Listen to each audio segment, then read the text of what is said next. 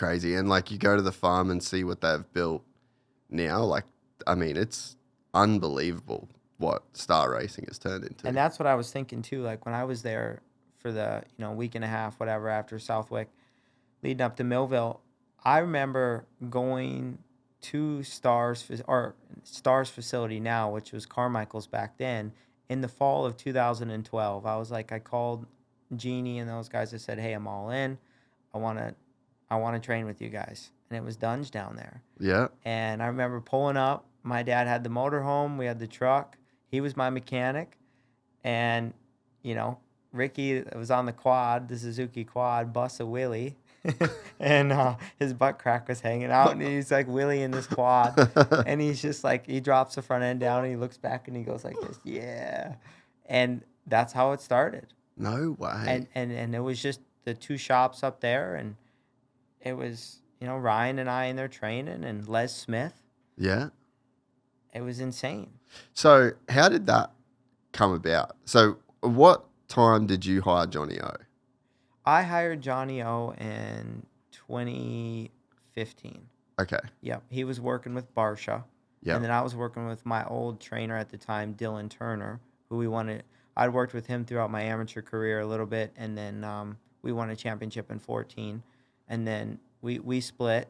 And then Johnny was working with Barsha. And then I was like, dude, Johnny's not really.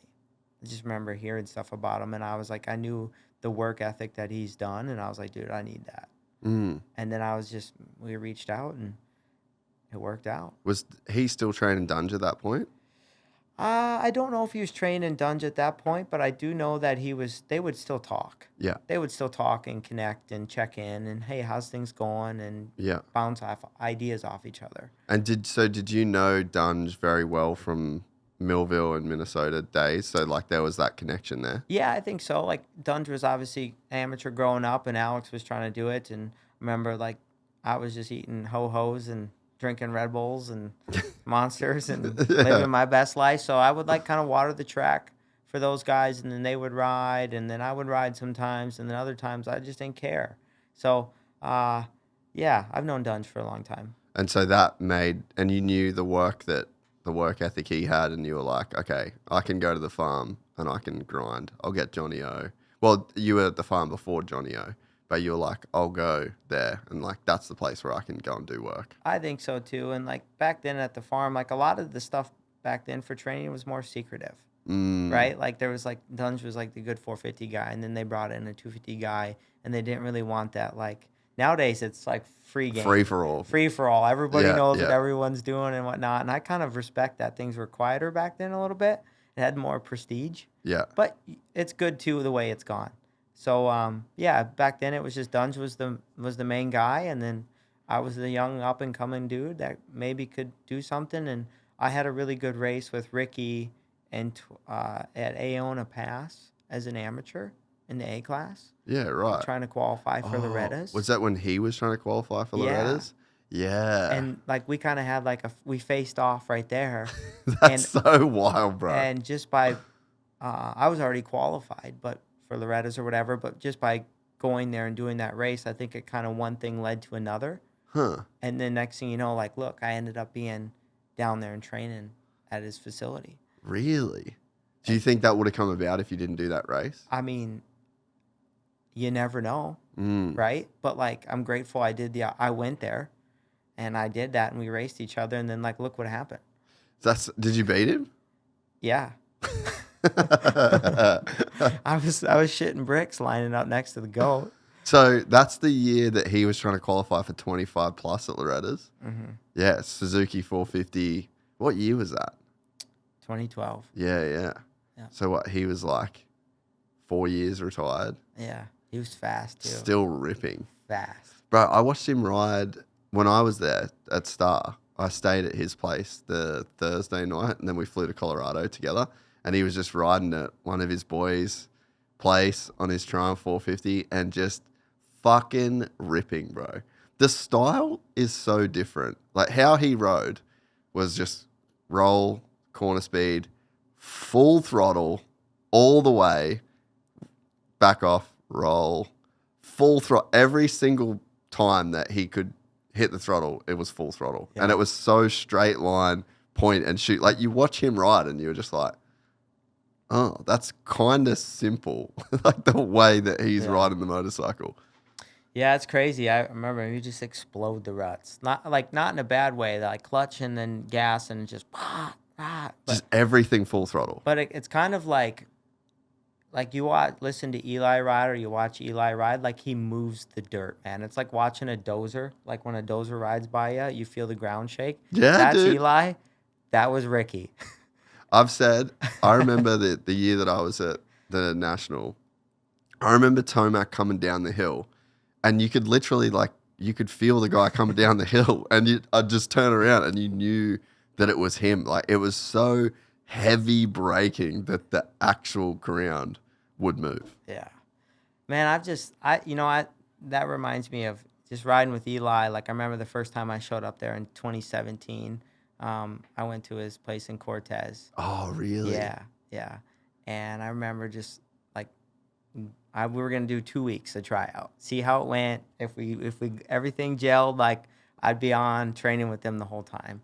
And they took me in. I stayed in the parents' guest house out there at the facility, and we got on supercross. And like I'd won a supercross. Like I thought I was like pretty good, right? Like I'd won decent. It's not like I was as gnarly as I was outdoors, but I was good. And he lapped me.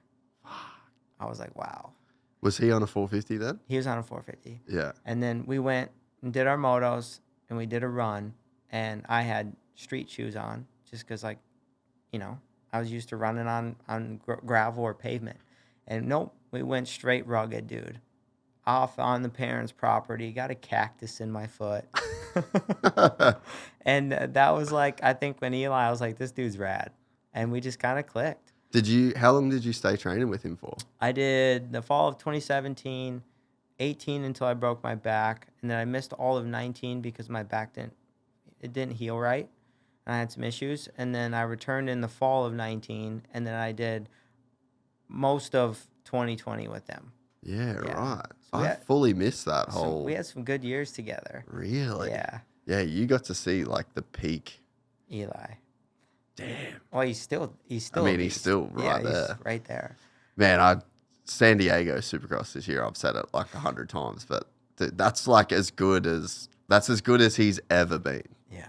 I remember watching him on press day at Anaheim 1, and his dad was right there, and I said, "Hey, good job." I said, "I've never seen that dude look so fast. It's crazy." Right, he was ripping. Do you remember? Were you in the stadium during the second quali when it was him and Jet battling, and then you hear Jet come across the finish line, and everyone cheered because he got second? I was like, dude, I don't know that I've ever been to a Supercross race where the crowd is this invested in qualifying right now. Yeah, no, it's special when you get a moment like that, huh? Like no matter where you are, you imagine for Eli or even for us, it's a special moment, and you're just like, oh, dude, this is cool. And that shows you that the sport's like in a special place and it's growing. Oh man, 100%. It's I mean, yeah, dude, you're getting paid to do the VIP experience. Like that's a whole new thing. You know, that's not always been in the sport, and there's obviously a need for that. You know. Yeah, and they love it too. And like the cool thing about hosting for these guys is I'm taking them behind the scenes from a race rider's perspective. Yeah. And then they're getting to see like inside the trucks. They're meeting Bobby and Loretta. They get to meet Eli Tomac, and they get to meet Cooper Webb. And like they're not guaranteed. Like they get to see how like locked in Webb was. Oh. Like the difference between Webb in the beginning of the season to the end of the season. And like I was able to kind of say, hey, you see that? Like you could see that like even the pressure, it weighs on you, and you can start to see it. You can start, you know what I mean? Oh yeah, dude, that's what I mean. When I was at Star that week, it was the week before Colorado. First of all, I'm like, I can't fucking believe they even let me come here for this. Like both championships are on the line. But man, I've known him since he was a kid, like a 14 or 15-year-old kid. And just to see the level of locked in that he was on Tuesday, I'm just like, respect, bro. Yeah. Like that is an intense place to be. Yeah, it's definitely pretty cool, and it's a special place to be in, and when you're locked in and you have that opportunity to win a championship, talk about living, man. Living. It's insane.